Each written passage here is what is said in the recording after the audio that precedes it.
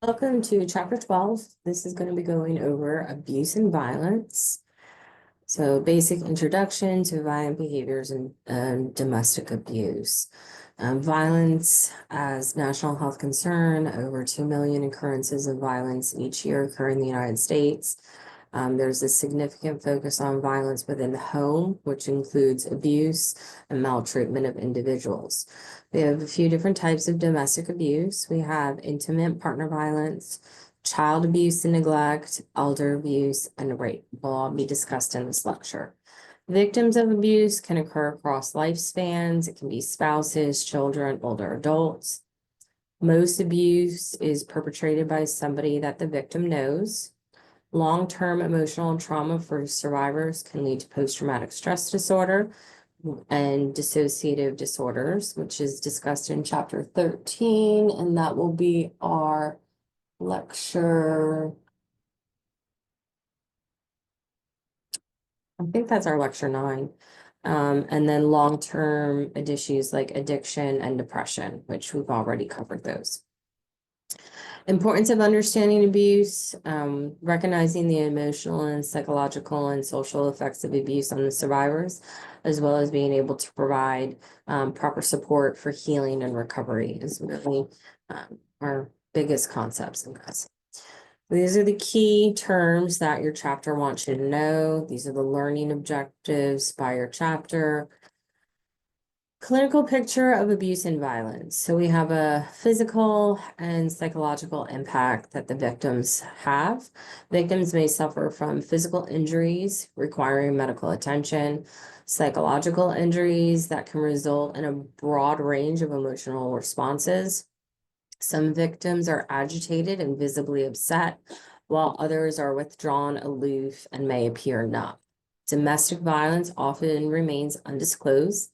Victims may feel their abusers, fear their abusers, leading to prolonged silence. This can be months to years. Victims can suppress anger and have resentment, often not sharing their experiences. And we note this especially in cases of childhood sexual abuse. Emotional trauma and long-term effects. We have guilt and shame. Survivors, especially children, often feel at fault and believe they provoked the abuse.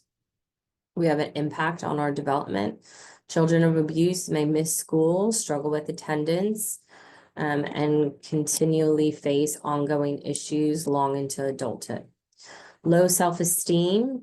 Survivors often feel degraded, humiliated, unloved, and even unaccepted.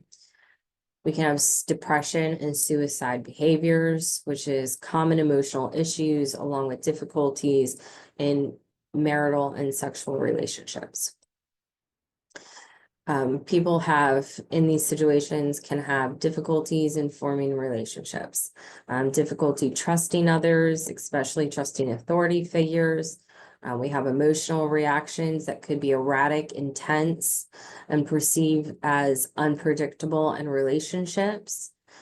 Intimate relationships can trigger extreme emotions like panic, anxiety, fear, and terror.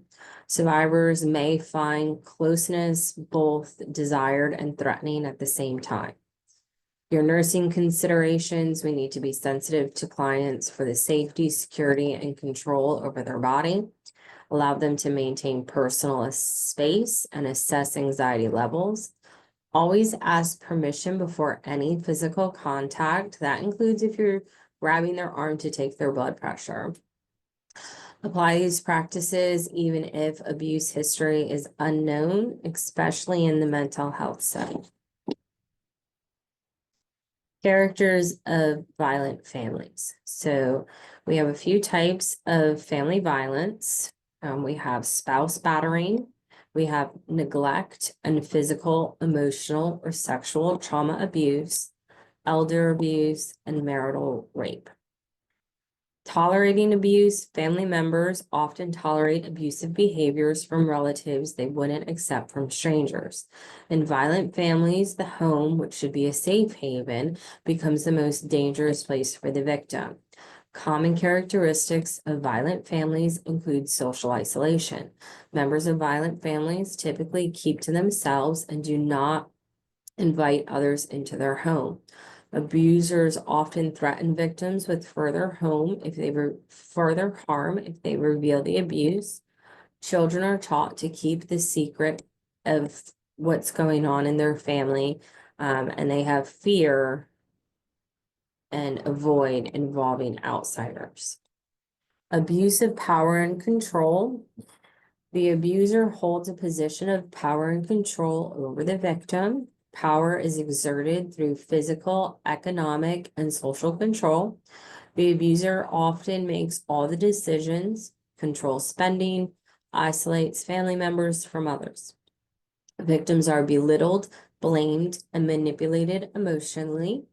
Violence escalates when the abuser perceives any sign of independence or disobedience from the victim.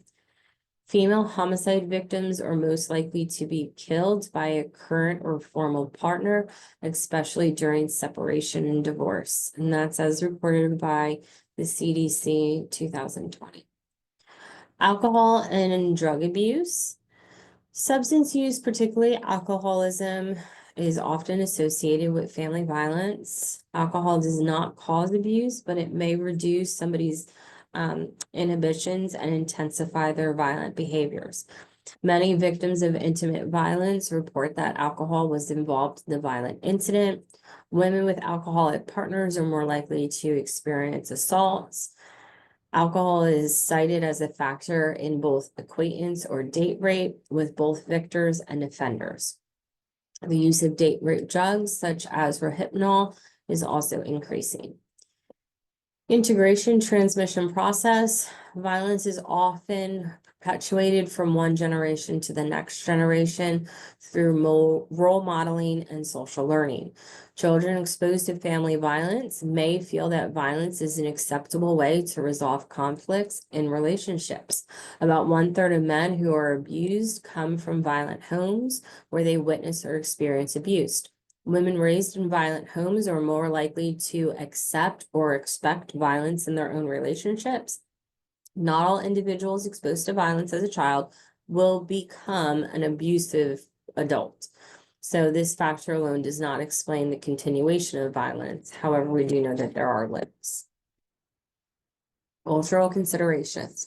Like any mental health disorder, we need to take into how their culture impacts.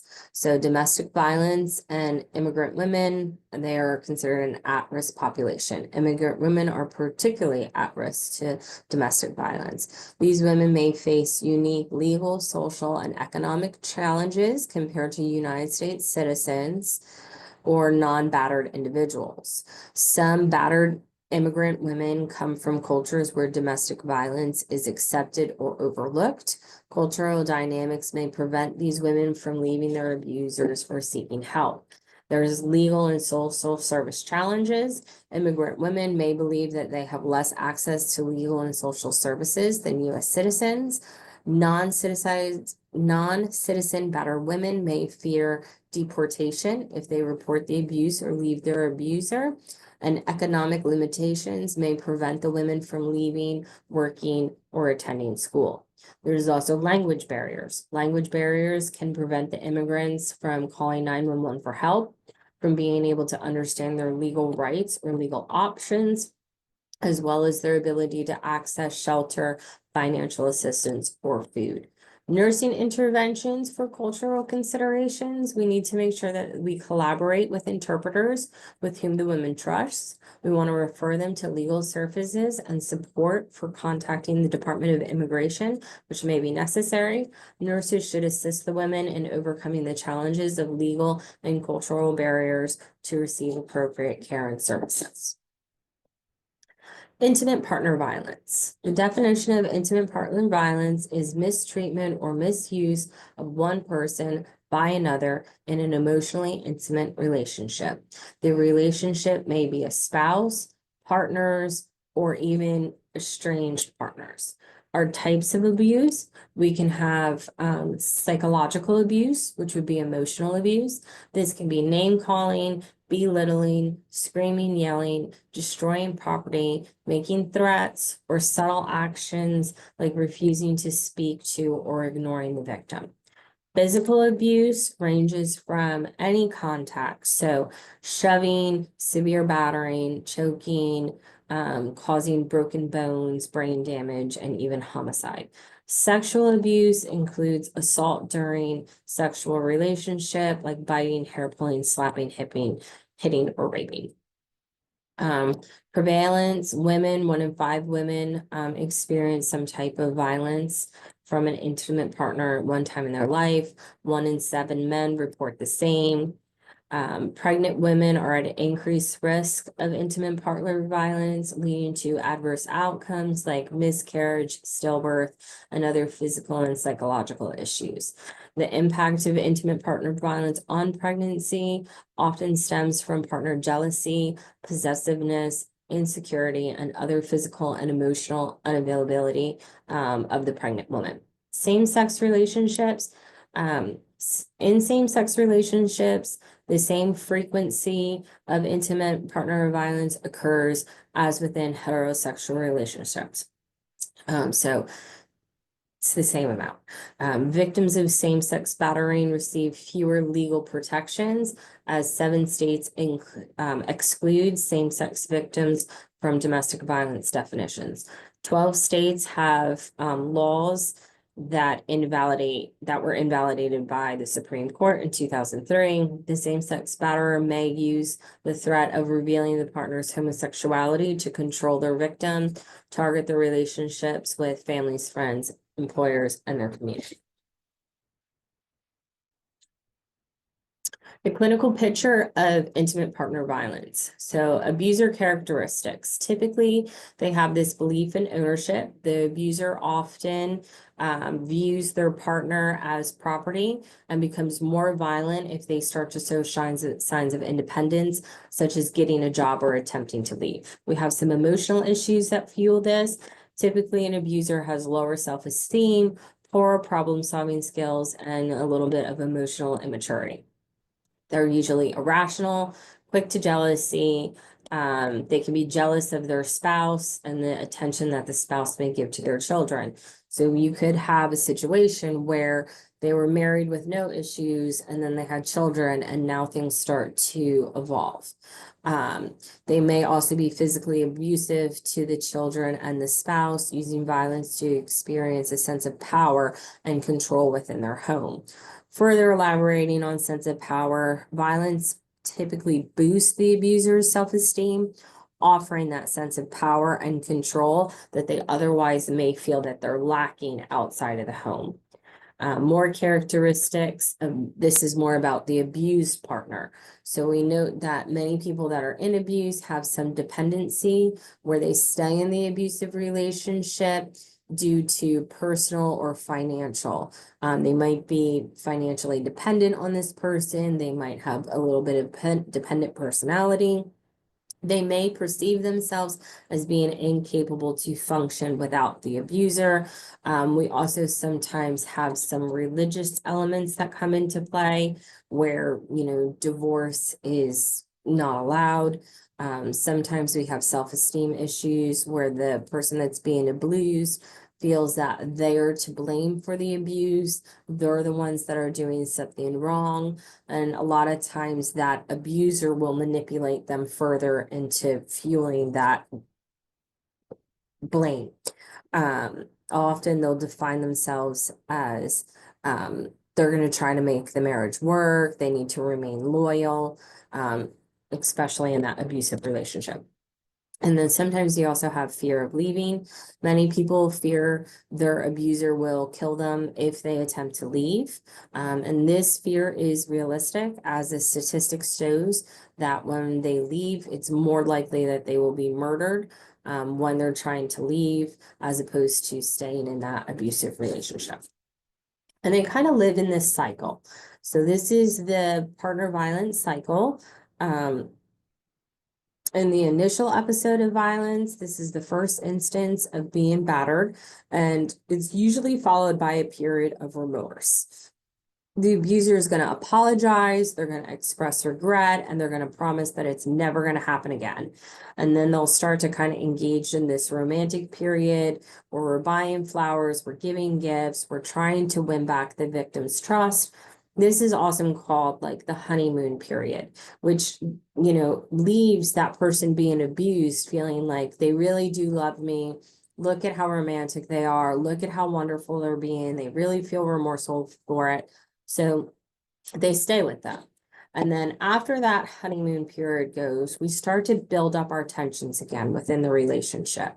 And this is when we're going to have little bits of arguments, and they might have silence, or they might get complaints from the abuser. And this tension kind of accumulates. And then we have another violent episode. After which the abuser again expresses regret, promising change, and that cycle continues to repeat itself in kind of a loop. We also note that we have that escalation of violence. So initially, the honeymoon period lasts for maybe a week, maybe months, really causing the victim to believe that the relationship is truly improving. And over time, the violent episodes start to become more frequent, and the period of remorse might actually disappear completely. The violence becomes kind of routine and part of that daily living. We also have variability of the cycles, right? So while the cycle of violence is most common pattern in intimate partner violence, where we're going to have this honeymoon period, tension period, violent behavior, we know that it doesn't apply to all situations, right? This is just kind of like the general understanding. Some survivors may experience only one or two elements of the cycle, such as a sporadic violent period with a honeymoon period, and no tension period at all. Like things might be fine and then they just might snap. Other people can report tension without increasing violence. So thinking about our nursing process with our intimate partner violence, we want to start with assessment, right? That A in the ADPI is for assessment. So assessment of intimate partner violence, we want to identify abuse. Most abused women do not seek help directly for the issues. So a nurse must be proactive in identifying signs of abuse. The nurse may encounter abused women in various settings, like emergency departments, clinics, even a pediatrician's office. Very often we'll see people with various stages of bruising, repeated injuries, and the Department of Health and Human Services prioritizes the identification of abused women, but nurses should refer victims to appropriate professionals experienced in handling abuse cases. We want to make sure that we're offering support. The nurse's primary role is to provide care, support, and referrals to these victims of abuse, ensuring that the client feels like they are heard and understood. Nurses can offer emotional support and connect them with healthcare professionals who specialize in domestic violence. Asking about the abuse. Hospitals, clinics, doctors' offices often include a questionnaire about safety and violence during routine health histories and intakes. Because it's a delicate topic and it's very sensitive, the nurse needs to be skilled at asking appropriate questions in a non-judgmental way. And you also need to make sure that they're in private and alone. If they are having abuse and the abuser is next to them, they are mostly not going to say, yeah, this man standing next to me beats me, or my wife hits me. So you need to find a way to do it privately. Questions should always be open-ended and designed to assess if there's any immediate danger or threat to the victim. So some examples. Do you feel safe at home? Has your partner ever hurt you or made you feel afraid? Do you feel controlled or isolated? Follow-up questions can be asked if abuse is suspected or disclosed. Has your partner ever threatened you? Are you afraid to go home? Remember, nurses should adjust questions based on the situation and use their professional judgment. Box 12.2 in your book offers more, and I've actually cut it out and put it here. So questions on true or false. The honeymoon period of violence often occur before the first period of violence. And this is false. The rationale is the honeymoon period occurs after the episode of violence. This is the period in which the abuser expresses regret, apologizes, and promises that they will never abuse again. So our treatments and our interventions. We want to make sure that treatment and intervention for intimate partner violence, we might have to have police involvement. Every state in the United States allows police to make arrests in domestic violence cases, and more often than half of the states require arrests for at least some domestic violence crimes. In some cases, the abuser may not be allowed to remain at the home. However, if the client does not want you to disclose this, you cannot disclose. That would be a breach in their confidentiality. Restraining orders, protection orders. Restraining order, also known as a protection order, can be applied to legally prevent the abuser from contacting or approaching the victim.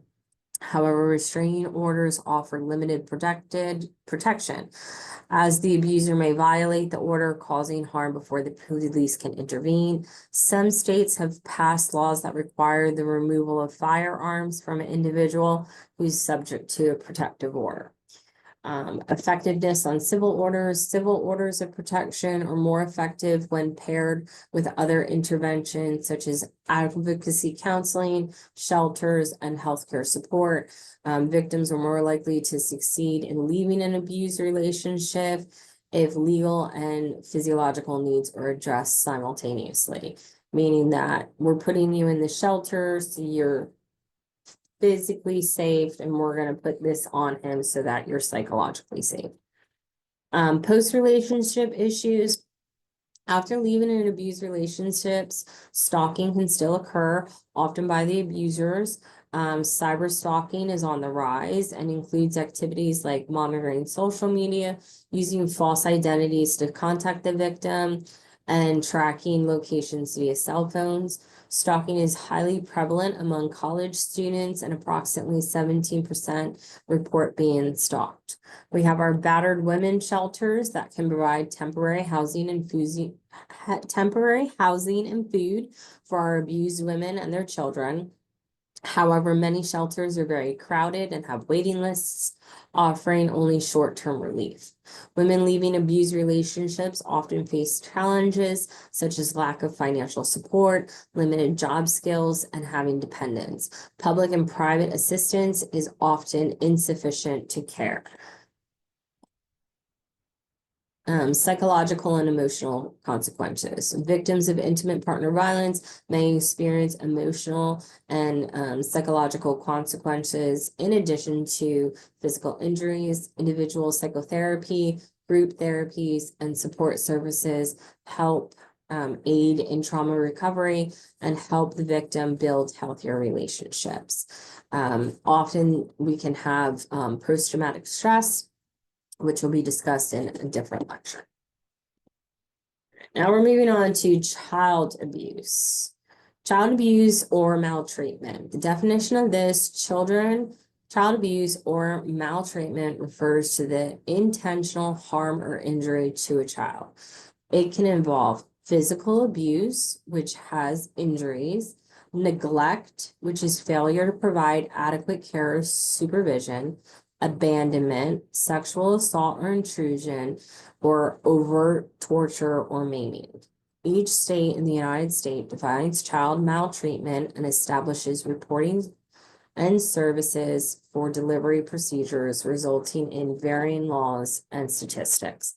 In 2019, at least 1 in 7 children in the United States experienced child abuse or neglect. Approximately 1,840 children died from maltreatment. 70% of those were under the age of 3. Sexual violence is common, with many survivors reporting molestation before age 9. Accurate statistics are difficult to gather due to underreporting.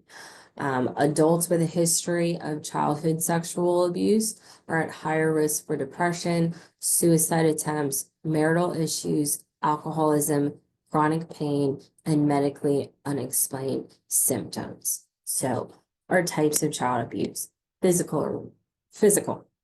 This is excessive corporal punishment or unjustifiable punishment. So hitting the child, burning, cutting, twisting limbs, scalding with hot water.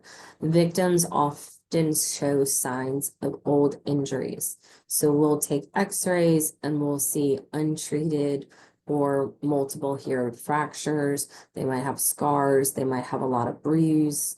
And often the injury does not align with the parent or caretaker's explanation.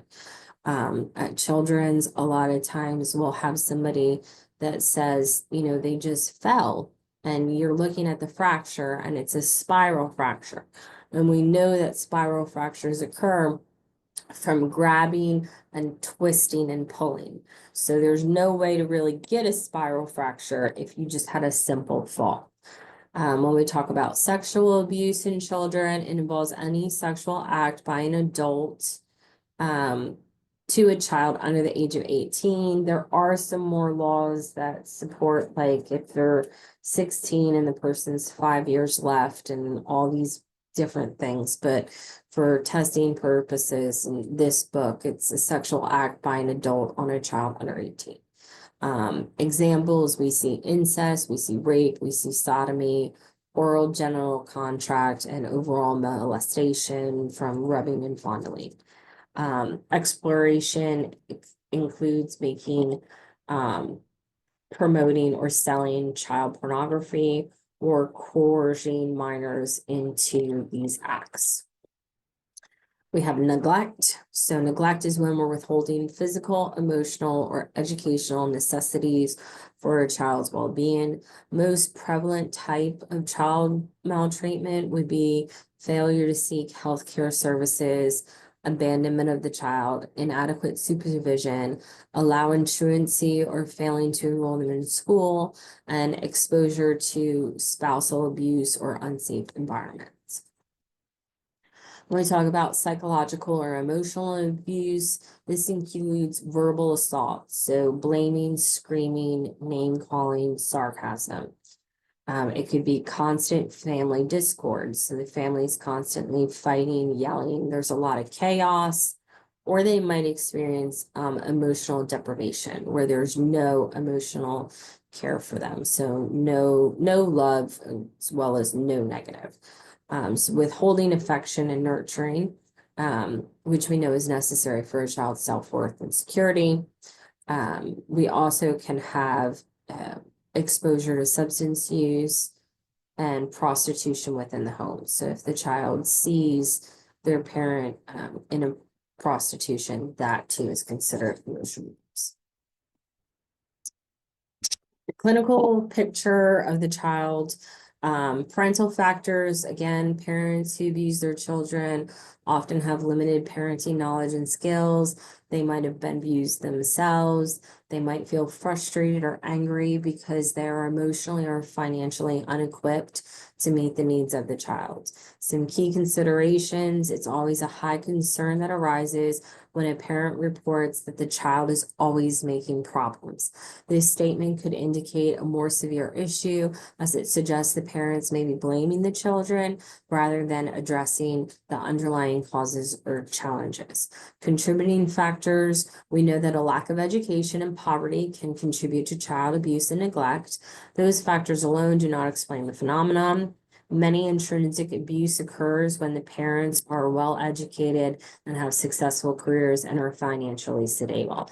This suggests that abuse is often driven by a deeper emotional and psychological issue rather than external socioeconomic factors alone. Parental characteristics in abusive families: Parents who abuse their children are most often emotionally immature and needy, struggling to meet their own emotional needs, let alone the needs of their child. They often view their children as property rather than as individuals with their own rights and feelings. This emotional immaturity can result in unrealistic expectations of their children, further enhancing the frustrations when the child's expectations are not met. And again, those unrealistic expectations and disappointments, some parents may have children because they hope to replace the love that they lacked in their own childhood. They expect the relationship and love and fulfillment, but the emotional, physical, and financial demands of raising a child can truly be overwhelming. We also have the cycle of abuse. So as I said in the beginning of this slide, with children that were abused, they grow up in adults that then typically abuse. So we kind of have that repeated violence because they're going to raise the child in the only way that they know how to raise a child.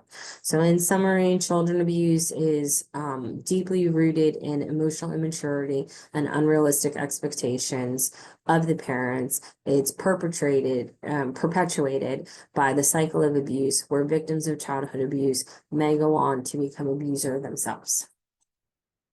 So your nursing process, we're going to start with assessment. So assessment of child abuse and neglect, some warning signs, injuries with no clear explanations. So we have serious fractures, burns, lacerations, no history of trauma.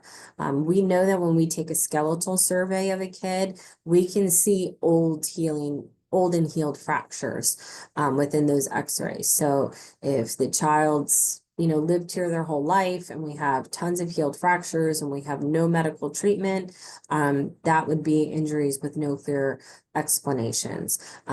If they have delay in secret treatment for these significant injuries. If we have inconsistent histories with what's going on, shaken baby syndrome, right? They'll say, oh, the child rolled off the couch. And again, when we look at that image of the brain, if we just have one fall, we usually just have one injury to the brain. Whereas a shaken baby, we have a coup and a contra coup, which is however they shook them. The initial shake forward is your coup, and then your contra coup is when that skull shot back and the brain hit the backside of the brain. So when we look at that image, we can see that this was a front back shake, and you're just telling me that they rolled off the couch, which would only give me a front shake. Or just a back shake, right? We're not going to have those front and back images results on the CAT scan. Inconsistent history. So inconsistencies in histories, like, they're telling you these stories and the details just are not lining up with what we're saying. So injuries that are unusual for the child's developmental stage, right? If we know that a child's not going to be rolling over at 1 month old and they're telling you that they rolled off the bed, that would be an inconsistency in history. If we have evidence of sexual abuse, so this kiddo keeps getting urinary tract infections, they have bruised, red, or swollen genitalia, or we see bruising of the rectum or the vagina, those would all be evidence of sexual abuse.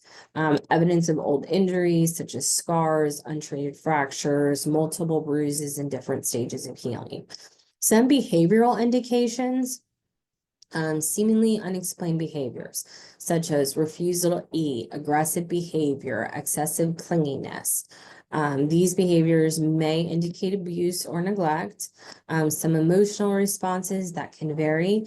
Children who have been sexually abused may display advanced knowledge over sexual topics, while others may appear frightened, anxious, or even reject adult attention altogether. So we need to make sure that we're able to recognize abuse, accurately document what we see. You do not want to jump to conclusions. We want to make sure that we know our state's reporting requirements. All 50 states have mandatory reporting laws for nurses. So Child Protective Services, Children and Family Services, or the Department of Health are all what we're supposed to do. So our treatment and our interventions. First and foremost, we have to ensure that the child is safe. The immediate action, the first priority is ensuring the safety and the well-being of the child. This may require removal from the home to prevent them from being further harmed. However, that process in itself can be really traumatic on the child. They should get a psychiatric evaluation, given the high likelihood that psychological issues have occurred. A thorough psychiatric evaluation is essential to assess the child's mental health and emotional needs. This evaluation will help guide further treatment and support. We need to establish trust. We need to build a therapeutic relationship. Establishing that trusting relationship between the therapist and the child is crucial. It's also important that you, the nurse, have a therapeutic relationship with that child so that they're not fearful, they don't continue to withdraw, and they're able to feel safe and comfortable in that environment. We can use trauma therapies for these kiddos. Multidisciplinary approach is best. They're going to need long-term treatment involvement. They're going to need to have psychiatrists, psychologists, social work, lots of case management stuff here for the nurse. Some therapeutic methods that we can do play therapy. For our very young children, play therapy is often used to help them communicate their experiences. They can do this through drawing, acting out situations, or using puppets or dolls. We want to do family involvement. Obviously, parental support and treatment is important, but we do not want to return the child to the home if the parent was the one who was abusing them. They themselves are going to require psychiatric treatment. They might need substance use treatment to make sure that we have a safe environment. We might have social services involvement. Social services are involved in assessing the parent's readiness for the child to return to the home. They might require foster or alternative care. Foster care, if returning the child to the parental home is not possible, is safe. Foster care services may be necessary. This can be for short-term and long-term placement.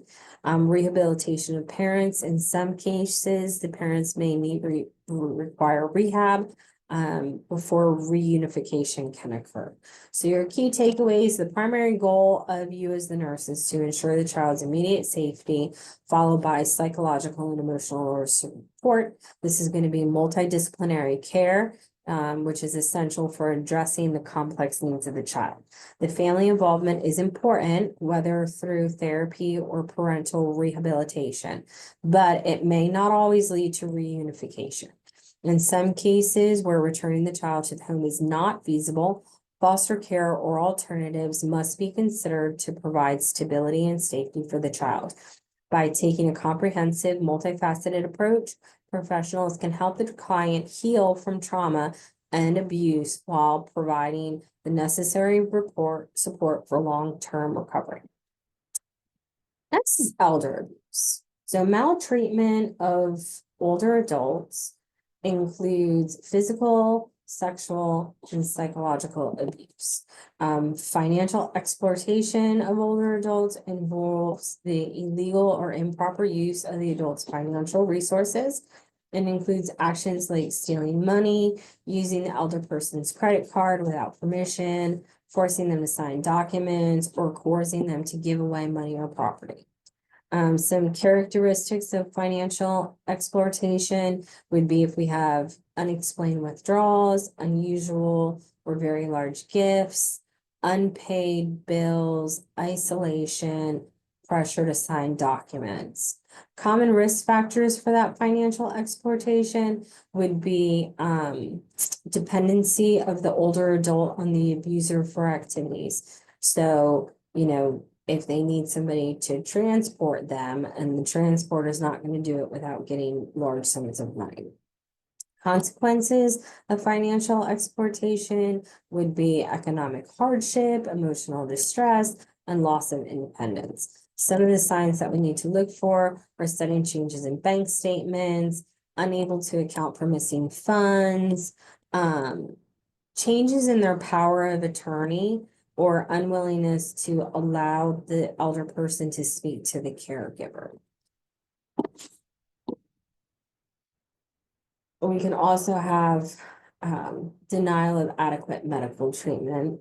Again, all of these are elder abuse, and there's an estimation that 10% of the population over age 65 are being abused by their caregivers. So the clinical picture, what does this look like? So if it's financial abuse, we kind of just talked to it, but if it's physical abuse, we're going to be looking at inconsistencies with reported causes, lack of essential medical aids. For instance, the person may not have their eyeglasses or hearing aids. They might have dehydration or malnutrition. We could have untreated medical conditions like chronic illnesses or conditions that may go unaddressed due to a lack of medical neglect. Some behavioral signs would be withdrawal or isolation. The elder person may become withdrawn or refuse to see visitors, often out of fear or shame regarding the situation. We might have inconsistencies of stories and lack of personal care. So the older adult may exhibit poor hygiene or unkept appearance due to neglect. Financial signs, kind of talked about that in the first slide, but they're going to have unexplained financial transactions. They might not have enough money for food. They might have signs of guilt or shame because of what's going on. So again, we have the elder abuse that can be physical abuse that's going to leave those, punching and scars. They can have emotional abuse, which would be verbal attacks, humiliation. We can have sexual abuse in our elder clients, which would be unwanted sexual contact or coercion, financial exploitation, neglect, withholding food and medication, and self-neglect, which is failure to care for themselves. Those that are at risk are people that are dependent on others for their physical care. It could be due to caregiver restraint when caregivers start to feel overwhelmed, or if we have cognitive or physical impairments, such as our dementia patients, our Alzheimer's patients, substance use, and isolation. So your assessment, what are we going to be looking for? Well, if it's physical abuse, we're going to be looking for those injuries, reluctancy to seek medical care. When we're talking about our psychological abuse, are we having behavioral changes? Are we having isolation issues, helplessness, or hesitancy to speak? If it's financial abuse, we have sometimes unpaid bills, below living standards, unusual financial activity, changes in those documents.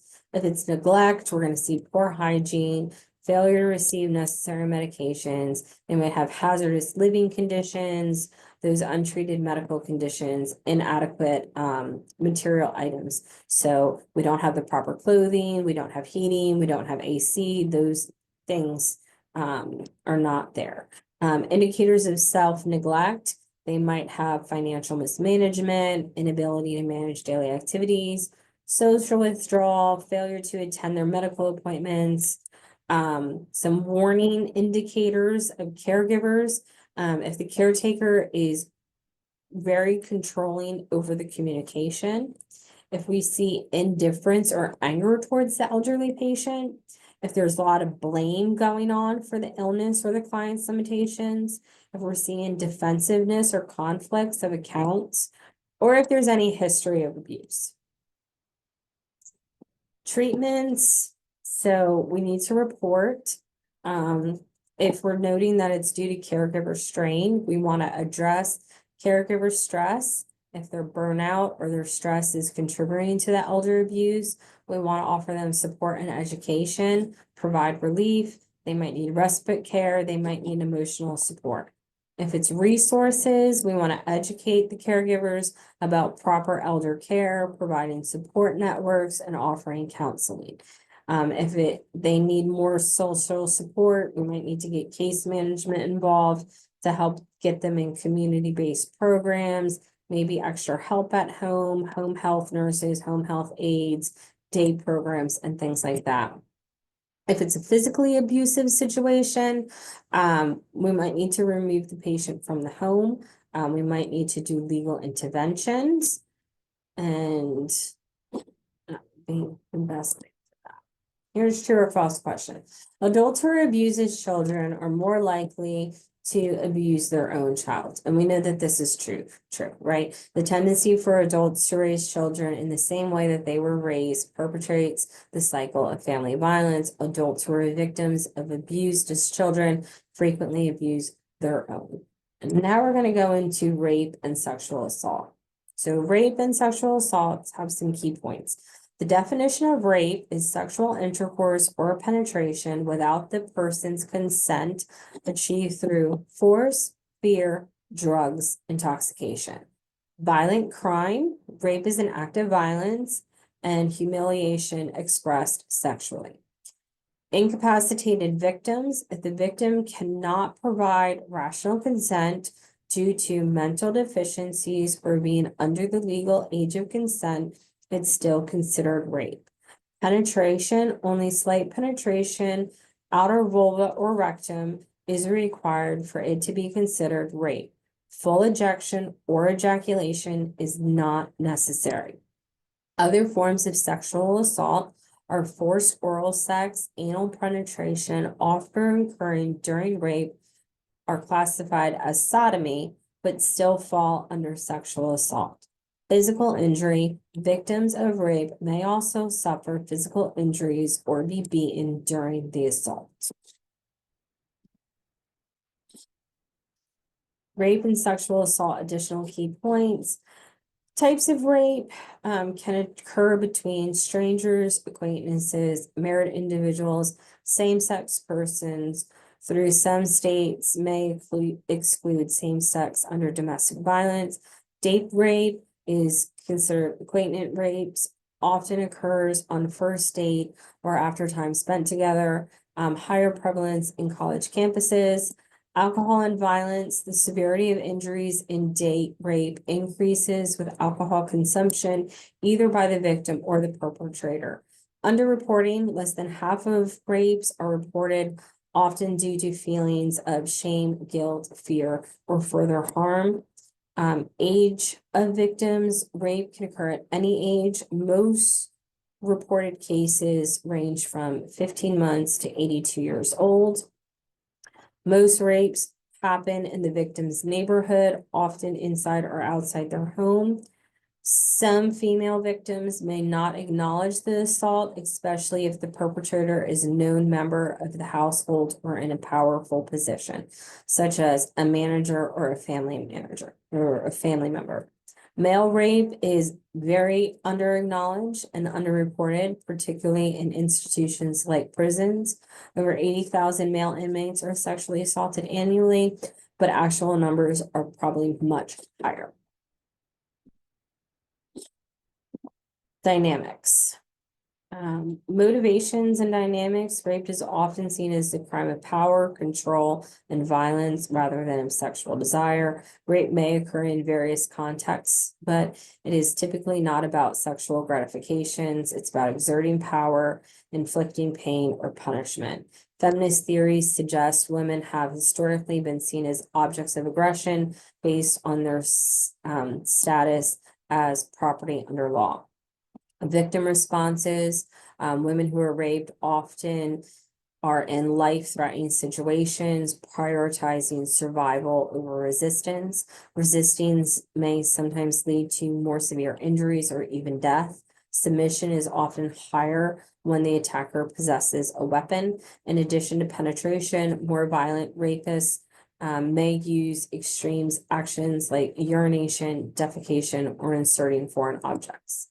The physical and psychological trauma, these people are going to need a lot of there's going to be a lot of medical consequences. We might have a lot of acute injury, STDs, pregnancy, and long-term health issues. Women who have been raped report poorer health, higher doctor visits, more medical costs compared to non-victims. The level of violence in the assault is a major predictor of future medical service use. Psychological impacts include fear, guilt, humiliation, depression, anxiety, PTSD, sexual dysfunction, insomnia, and even suicidal thoughts. The victim rights and legal issues. Victims were historically not treated with respect, often doubted or questioned in ways that further victimized them. Laws to protect victims have been enacted in the United States since the 1980s. A woman's past sexual history was once admissible in court, while the past criminal record of the accuser was not. Common myths and misunderstandings. Many still believe that women provoke rape through their behavior, or that they are partially responsible for their crime, and we know that that's not true. And if you want to see more common myths, box 12.5 in your book. So the nursing assessment for our rape victims.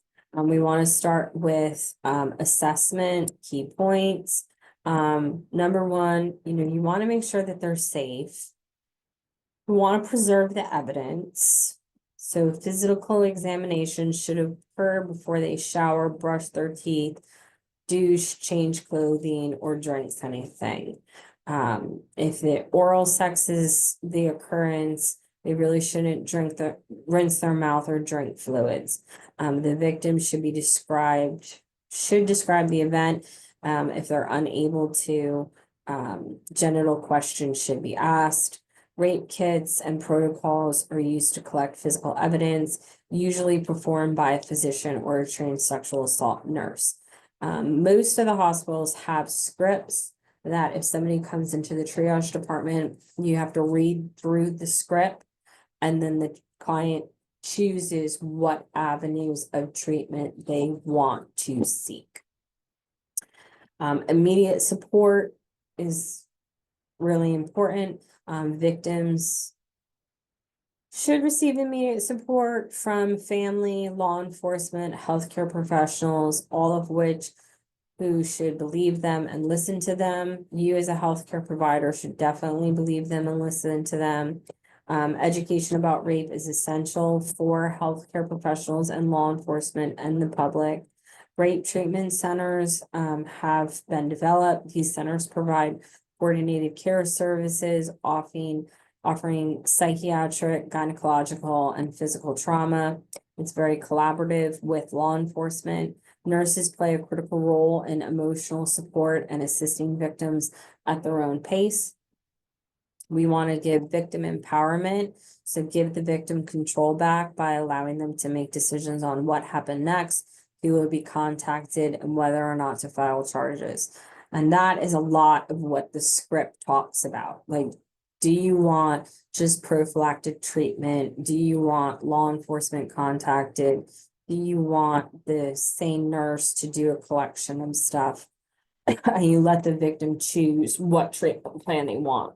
When we talk about prophylactic treatment, we're looking at things to prevent STDs, as well as emergency contraceptive, so that they potentially do not get pregnant due to the rape.